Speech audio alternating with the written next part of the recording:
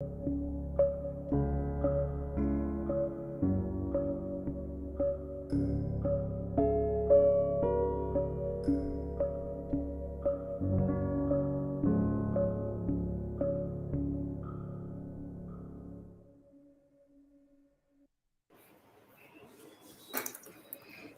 everyone. Good evening.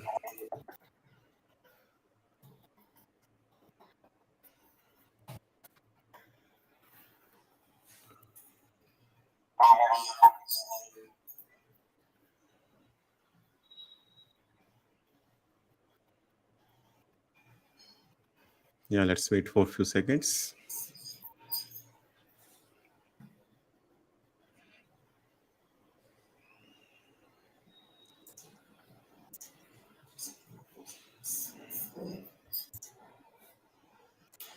Sure.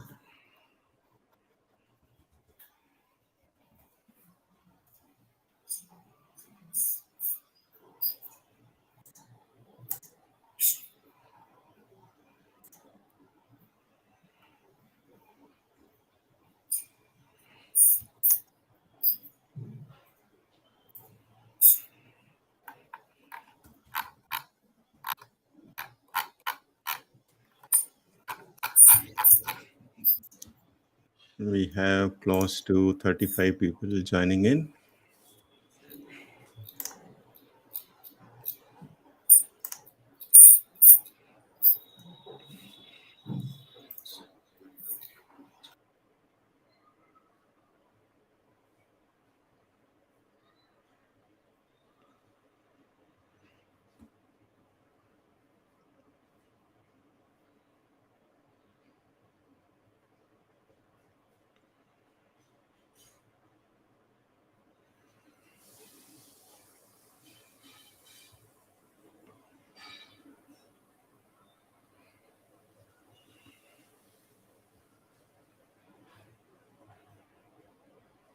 Okay, it's 7:05, so let's begin now.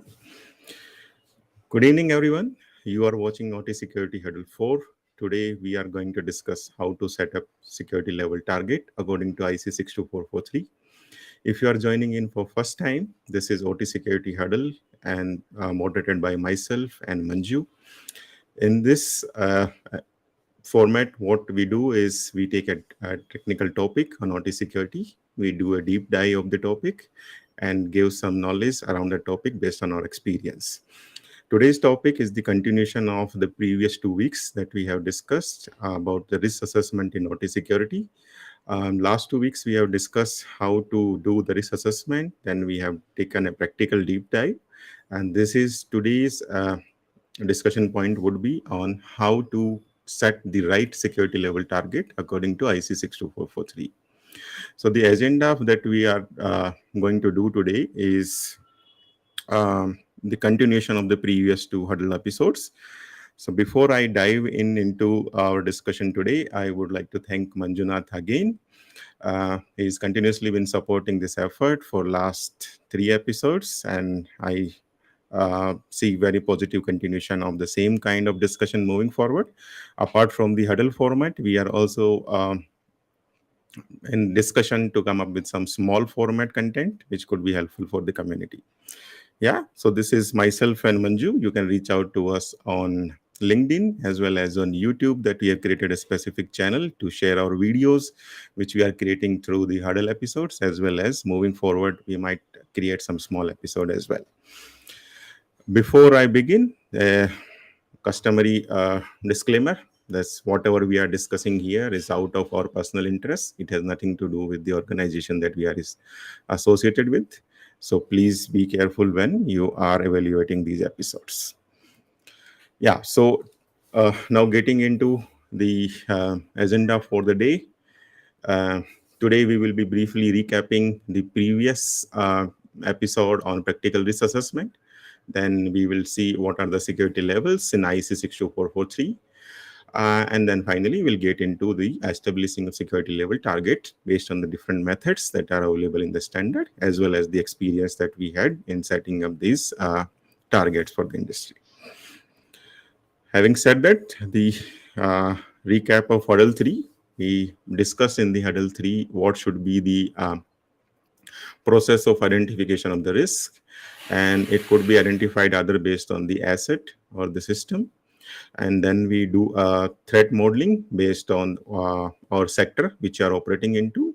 It could be an electrical system, it could be a manufacturing organization, or it could be critical infrastructures.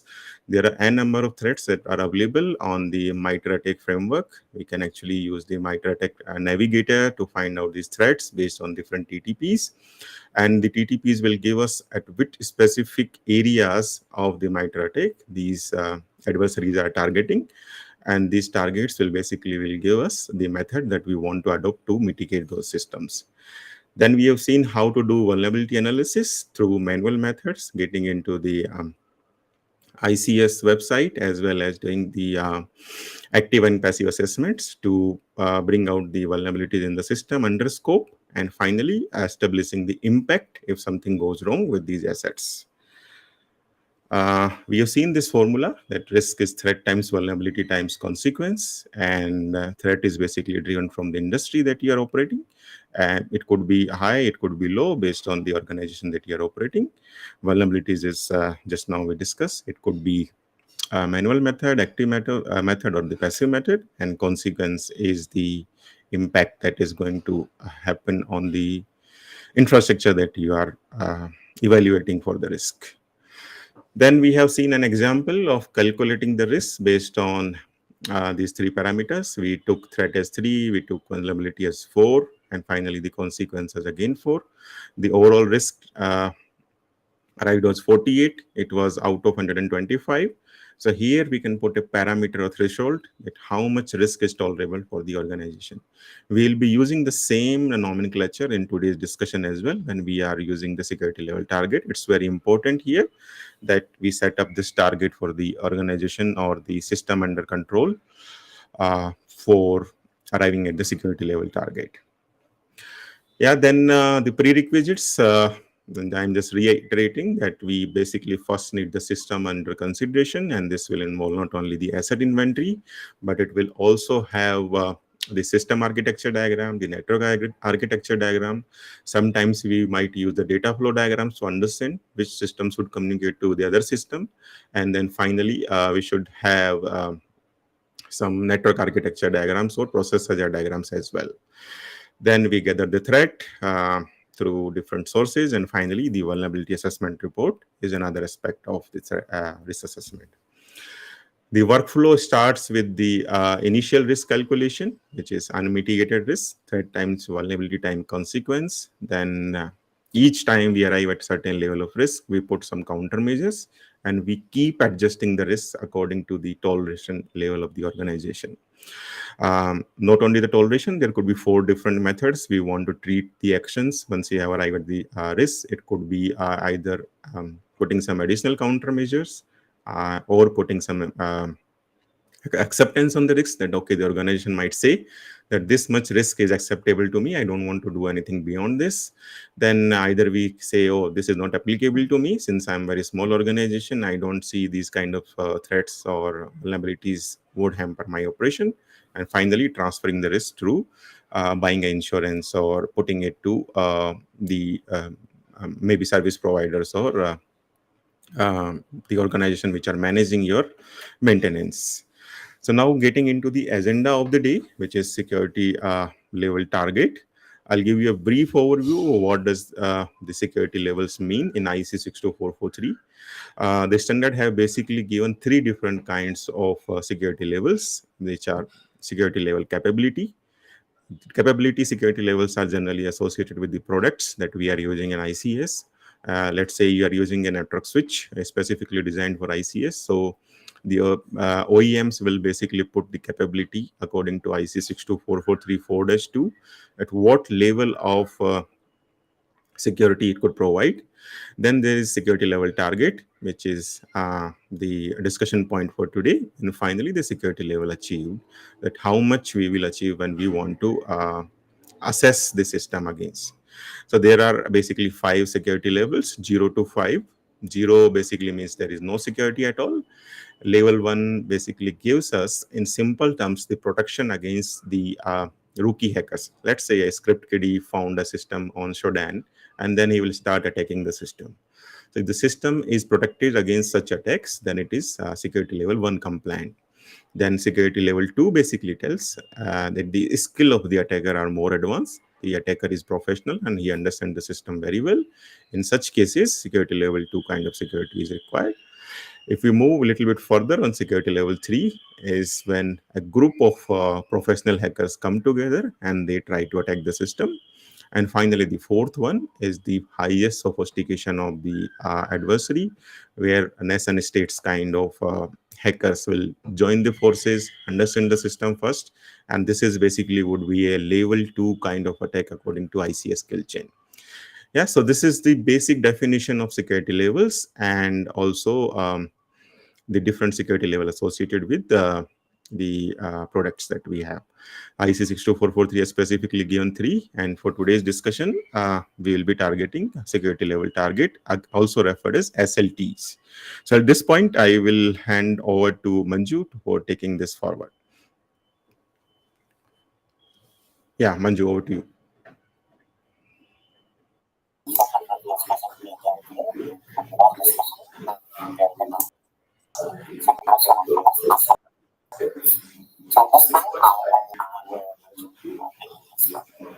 Sure.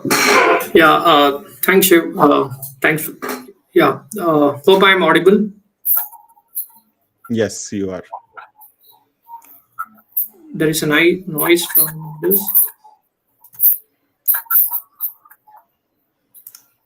You are audible, Manju. Just a minute. Yeah. Hi. Thanks, Shiv, for quickly, recapping the previous huddle. So because it gives the foundation that why do we need the target security level. So first Yes. of all, what is SLT? The target security level. The SLT is the desired level of a cyber security that we aim to achieve for a specific system or zone, right? Operational zone. For example, if I want to give, let us consider an offshore oil rig. Yes, your drilling control system is absolutely critical. So the your SLT, I mean target security level for this particular zone where the control system is available, would like to be much higher than let us say the target security level for the zone containing your HR operations enterprise level, like the employment systems. So that is the the cyber security that we aim to achieve. So first of all, let us understand why do we need it. By assigning your target security level SLT for each zone and conduit, we can focus on our security resources on the areas for for which are most critical. And also it tells us that what level of security is required, ultimately which will help us choose the right security controls for our plant. So by regularly, reviewing these target security levels, we can assess whether our, security measures are still, effective in meeting the required level of security for our operations.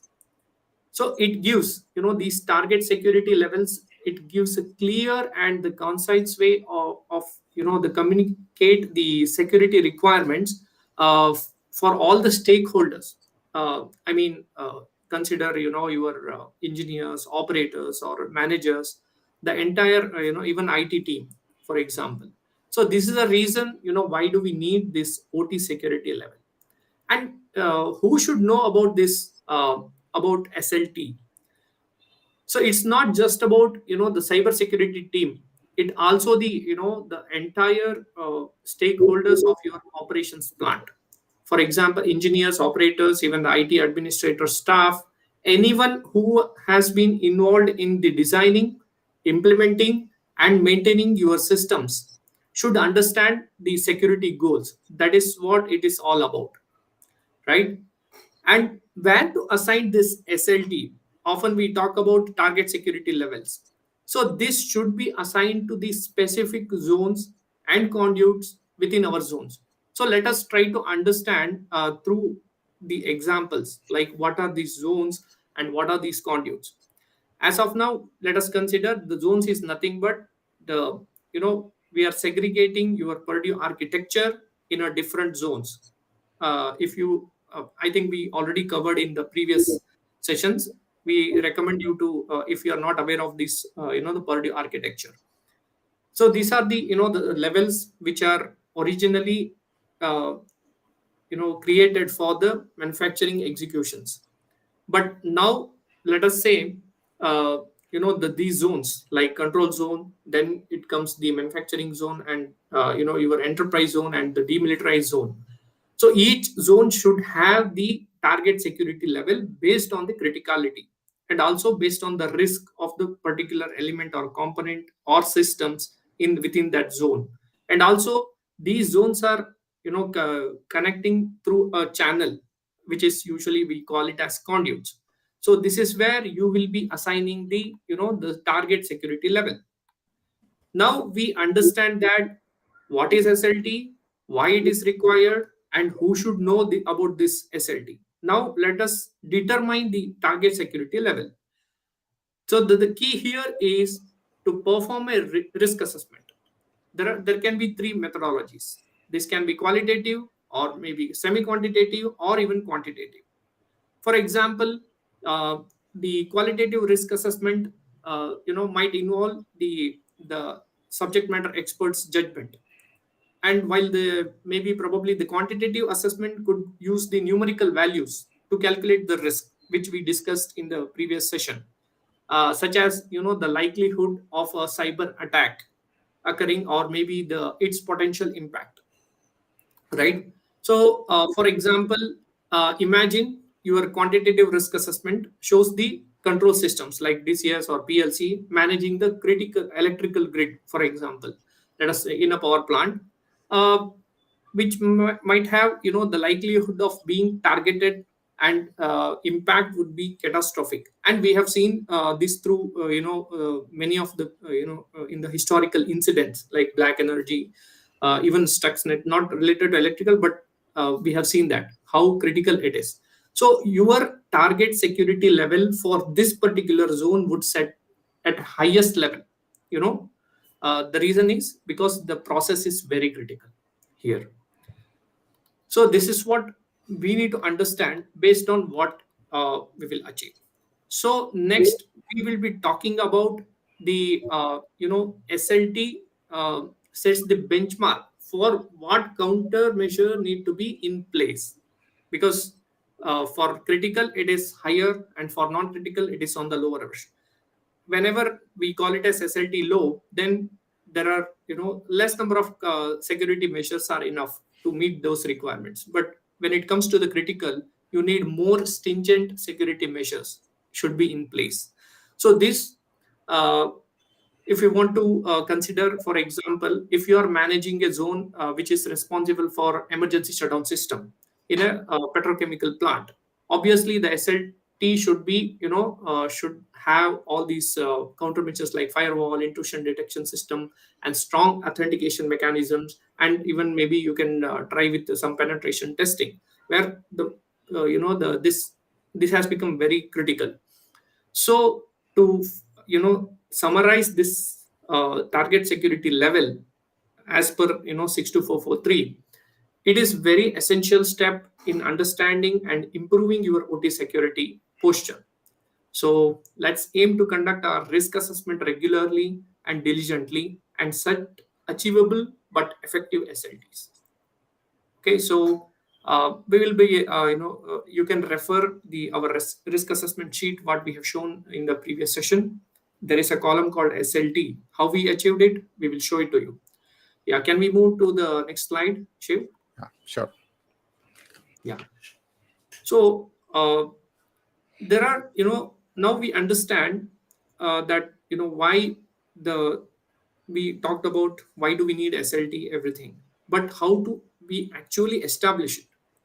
As you can see on this, interestingly, as even in the standard it says that SLT can be expressed as a single value or vector.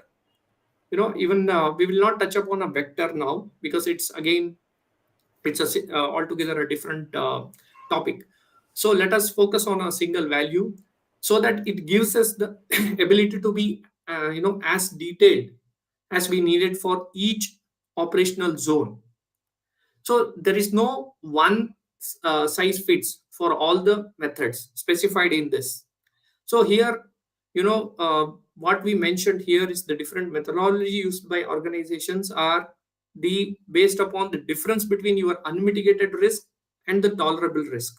And the second one is based on the SL definition that we covered in the previous slide, that there are five security levels, SL0 being no security requirement, but the SL1 to SL4.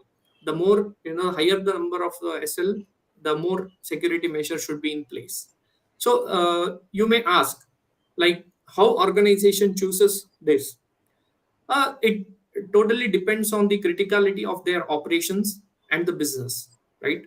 For example, for oil and gas, petrochemical, and power, where the process is really a critical one, then they may go for the detail level risk assessment by considering the the CRRF method, or even the SL definitions like SL1, 2, 3, 4. Then, if let us say in a manufacturing plant, where even if something goes under the hood, then still they can go with the qualitative approach, because they don't, usually not much of a security measures.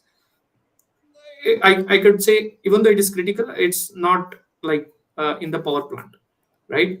So these are different methodologies to establish, the target security levels. We will explain this, with what examples.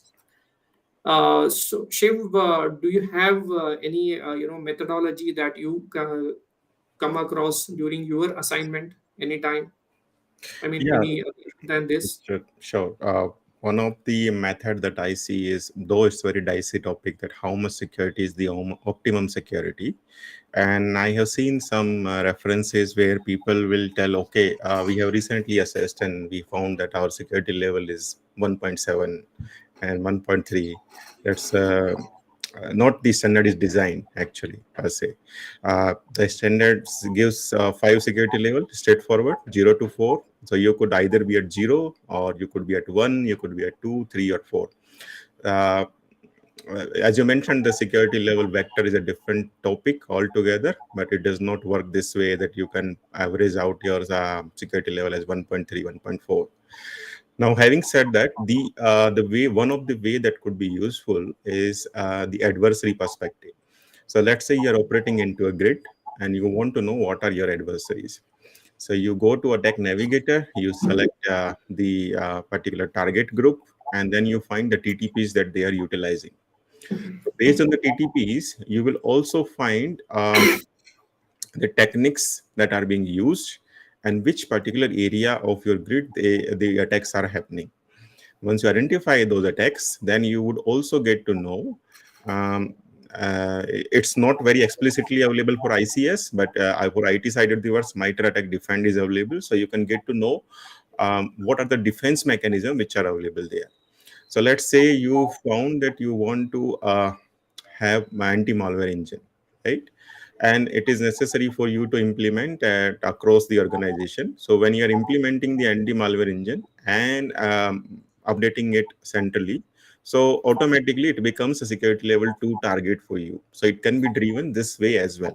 You go to the threat perspective and then identify your threats. Based on your threats, you implement the security, and then you use 62443-3-3 to identify which security level these kind of controls are falling into, and then you make the baseline for the entire system or ICS accordingly. Yeah, so this is the way that could be used for targeting the level as well. Yeah, thanks for sharing your Shiv. So if we can move to next slide. Yeah, sure. Yeah, not this one, the influence, the previous one. Yeah, so Okay. which Yeah, one? Yeah, yeah. Let's, yeah, this one. okay. So, before taking an example, there are some aspects that you need to consider here. those are called as, the influencing factor. As you can see on the left side, we have taken this, the different zones we have shown: the plant A control zone, and the plant A DMZ zone, and plant A land zone, the then enterprise zone. So before moving with this example, we will explain you that what are those factors influences the target security level SLT determination. For example, the first and foremost is your network architecture, right? So network architecture is very crucial. So you should know where your zone boundaries and conduits are, because as these can significantly influence your SLT. For example, a zone directly connected to an external network may require a higher, target security level due to the, the potential risk exposure. For example, as you can see, the plant A land zone and the control zone, which has firewall now in between. But if it is connected through, the DMZ layer, where it is connected to the internet, then definitely the exposure of this connection would be higher. So these factors will definitely influence the SLT determination. Then, the second influencing factor is the communication partners. For example, zone to zone communication between your plant A zone to, control zone to DMZ, control zone to LAN zone. These also will affect your determining the SLT. So based on this, you will have the rankings. Then the communication conduits. Uh, Similarly, we talked about the zone to zone communication, where this connection happens, right, through fiber optic channels or through different, cables. So these also plays a vital role in creating, the SLT determination. And last and but definitely not the least, it's the physical access. We should never, underestimate the role of physical access. Why? Because even the most secure network can be compromised if, let us say, someone just, they can walk up to a device or system within your zone. Maybe they can tamper it with. So therefore, to ease or, the difficulty of this physical access also plays a crucial factor in determining your target security level. So in, true essence, if we say that determining your target security level is, the multifaceted, and it can be influenced by various factors, both, your digital or physical. So that's why, let us take an example what we have shown here. So this is an example how the security zones can be, used to protect your industrial automation and control systems. And here the zone is classified as, into a different zones like plant A control zone, DMZ zone, land zone, and the enterprise zone. And these zones, for example, on the target security level, as you can see, we mentioned as high, medium, low. So why did we do that? Because let us take, the control zone. So this control zone, contains the most critical assets. For example, you can see the control systems, right, which operate the plant production directly. It communicate with the physical process. So this zone is assigned to a security level of high, right? Because it contains critical assets. Then comes the, the plant A DMZ. We mentioned it as medium because this zone, this sits between your the corporate network, the plant's internal network, and the external internet, enterprise zone. So that is the reason, we assigned it as medium. This is just for an example. Again, it may vary. You may ask, now next we come to plant A land zone, because this contains comparatively less critical assets, because even for example, the workstation which are used by the plant operators. So this zone is assigned to a low.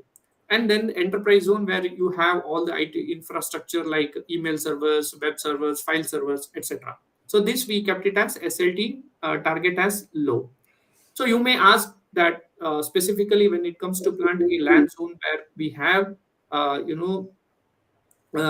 this we mentioned as low. Why did we do that? Because comparatively, when we compare to zone, this SLT might vary. That is where, when we do the qualitative method, even the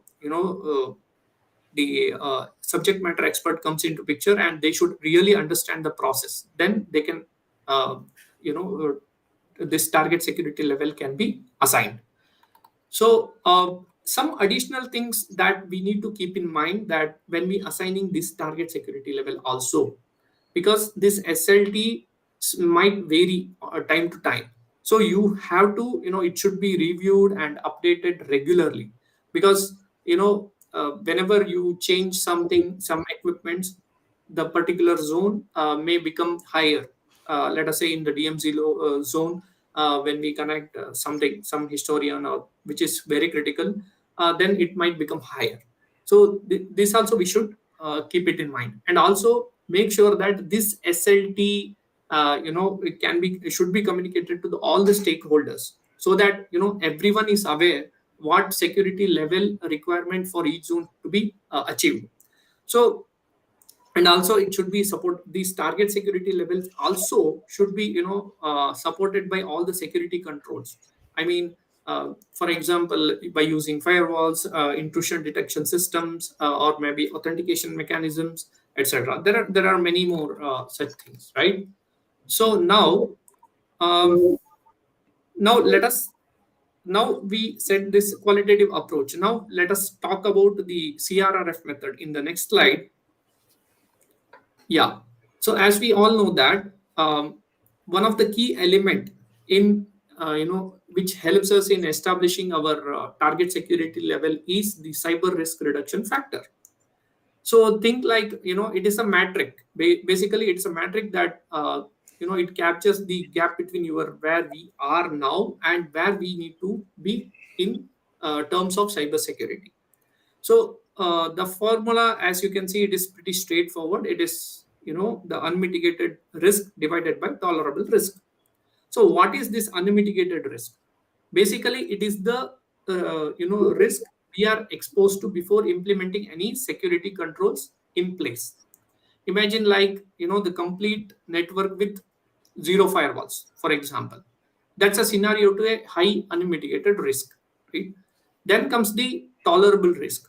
This is the, the maximum level of risk that, the organization is willing to accept. So every organization will have their own, the risk appetite. You can, this value, encapsulates that. And who decides this tolerable risk, and based on what? So sometimes it is fixable, value. For example, on the right side, you can see the tolerable risk for this particular example. We set it as 10. But how did we achieve with that? Because it depends on the risk tolerance and the risk matrix provided by the corporate, I mean, the organization. How did we achieve that? Because based on the criticality of the process, they should understand the business. What if something goes wrong? And what will happen to my production? What will happen to the every aspects of the consequence should be considered, like safety, the environment, even the financial and the reputation, everything has to be calculated. And also we should remember that, now the higher the number, more the work. Example, if you see the table, higher the CRRF and you need to achieve the higher SLT, this becomes more critical, because the more the CRRF number, the more target security level has to be achieved. The more target security level means the more security measure should be in place. Like maybe you should involve, the lot of, I mean, the different firewalls, routers, and then you should use maybe application whitelisting in some part of the, then you should use network monitoring, SIM solutions. There are many, network security controls should be in place.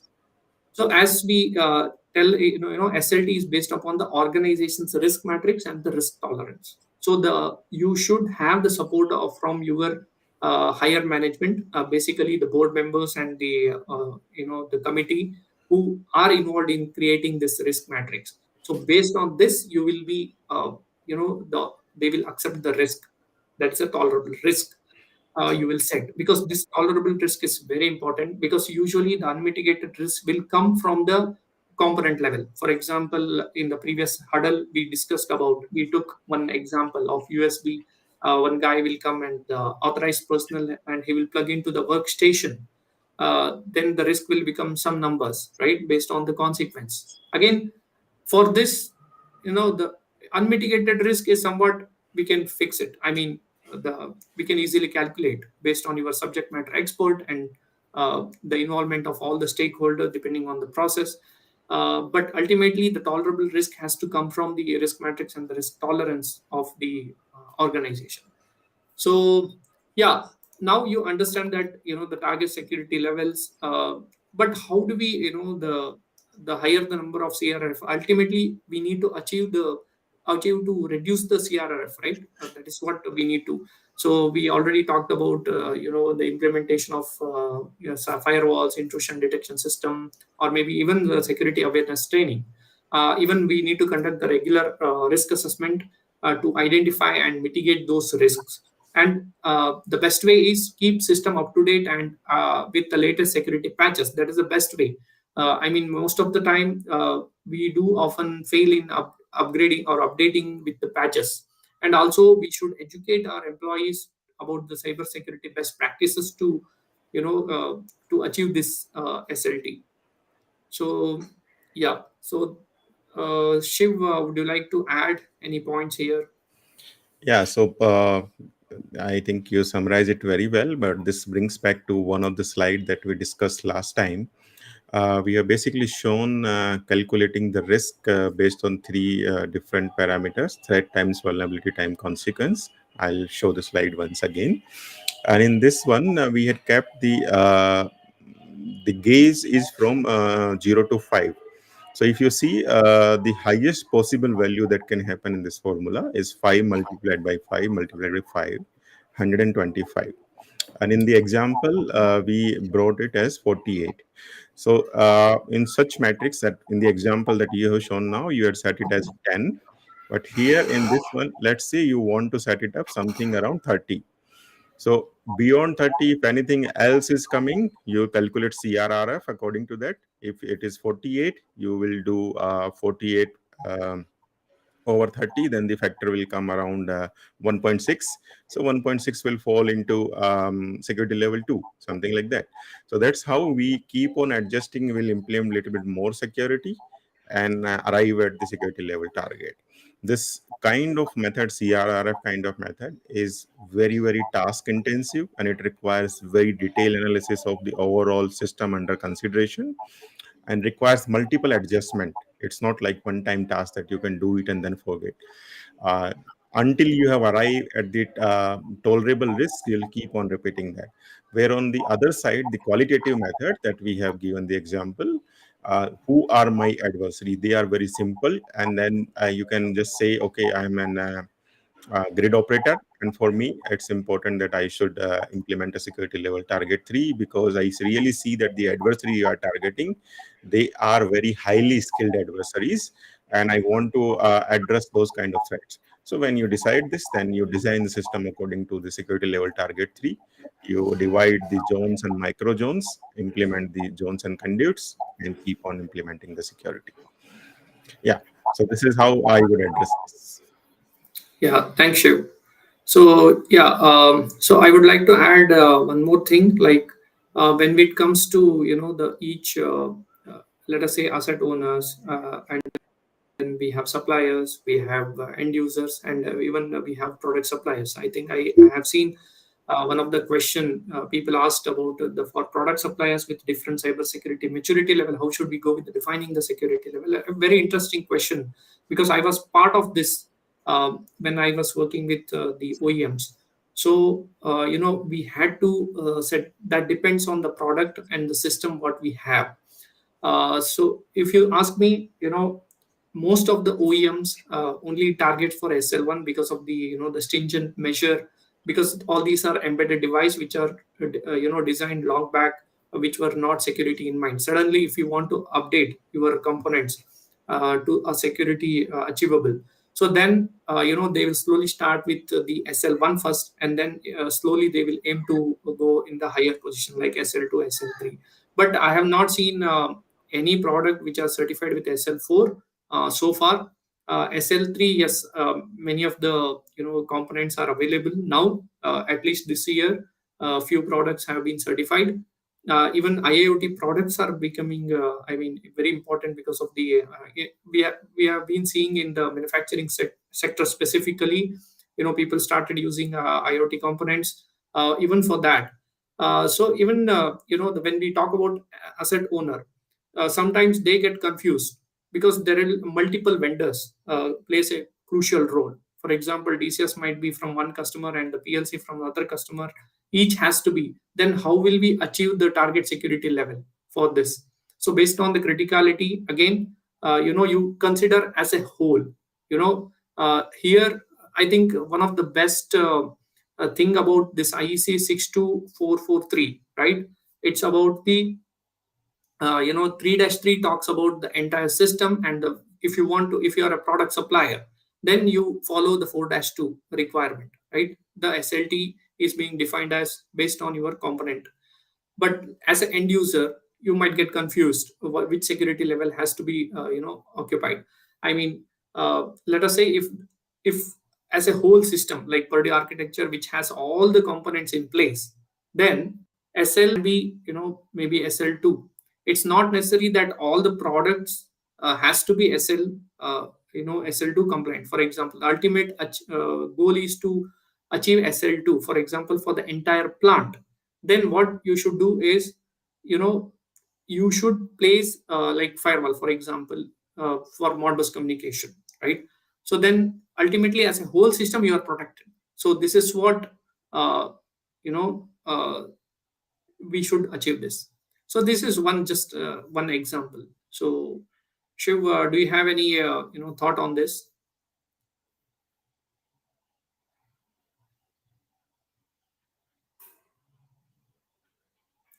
Shiv, you are on mute, I think. Sorry. Yeah, so I was saying that bunch of questions have been asked on the same line.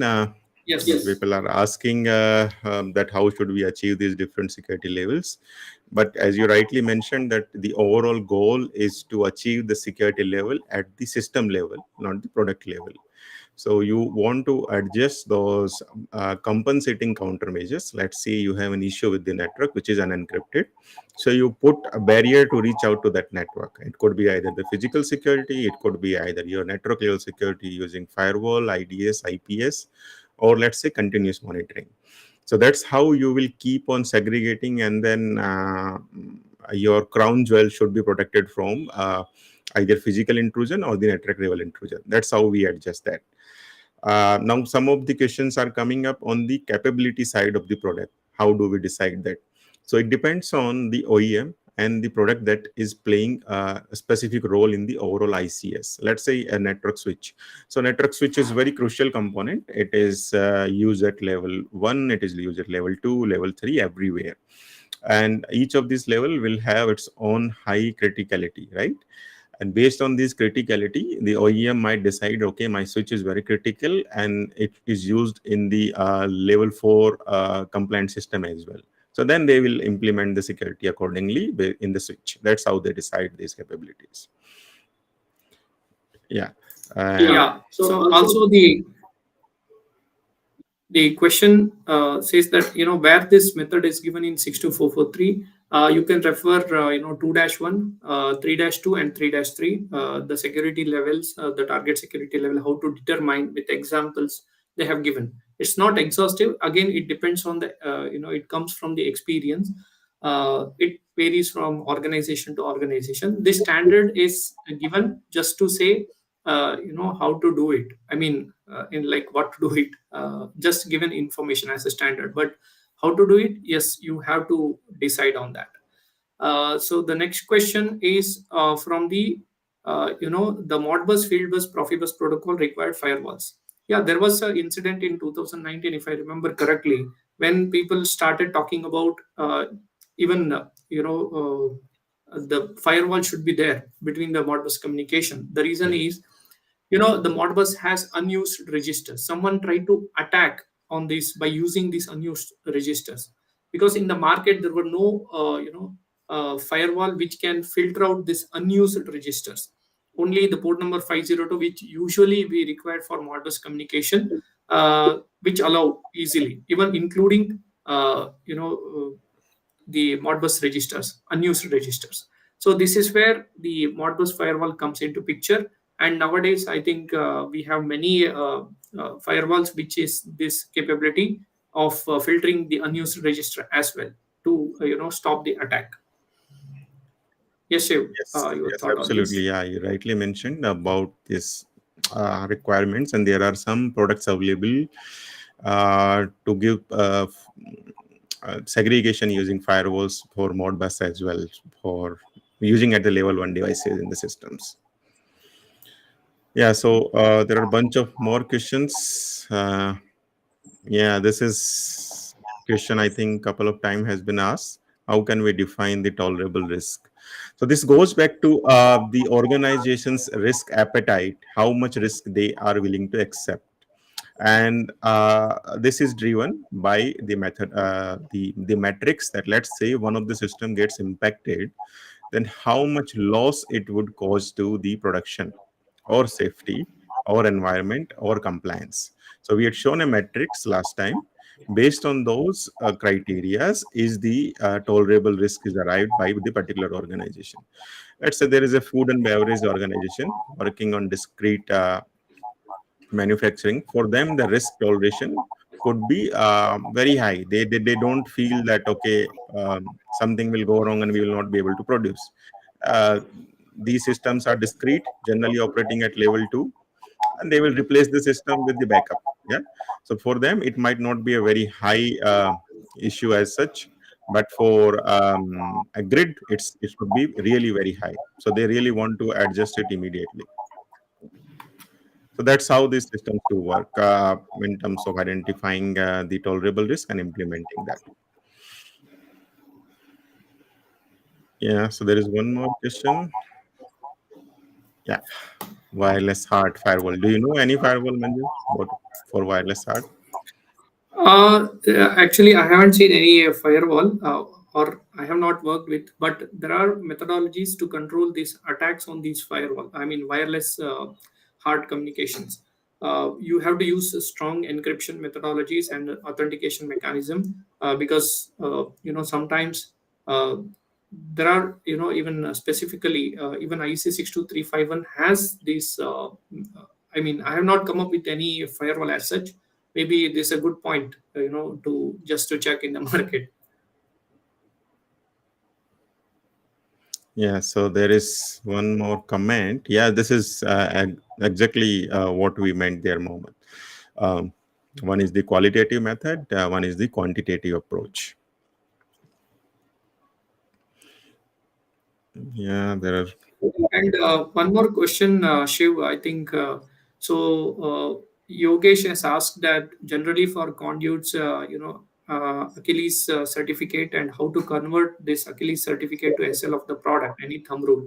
Actually, uh, the Achilles certificate, if you have it, if you prove that, the best approach would be, we know that some of the security measures in place for your products. So then what you should do is take the SL matrix defined in the 3-3 and go through the 7 FRs under each, the system level requirement or 4-2 component level requirement. So if you map it, already some of the security measures are already covered. I mean, the security level requirements. So you just map it. That is the best way, because if you have the Achilles certificate, you cannot directly, you have to conduct this assessment of mapping of SLT, different SLT against the FRs. So this is where that is the best rule we can follow. I mean, even if you have Achilles certificate, but sometimes what happens is some of the the system level requirement might have been not met. So in that case, you have to be thorough with this. Yeah, so there is very interesting question that I would like to flash it here. Evo Yeah. has asked, what if my threat factor is 0? So that's how the formula works. You take out, generally, when you are mitigating the risk, you are not actually taking out your threat. You are basically removing the vulnerabilities from that particular area. So when you remove the vulnerabilities, your overall risk will be lessened. You can't remove the threat actor as such. So if one of the parameters is zero, then the overall risk will become zero.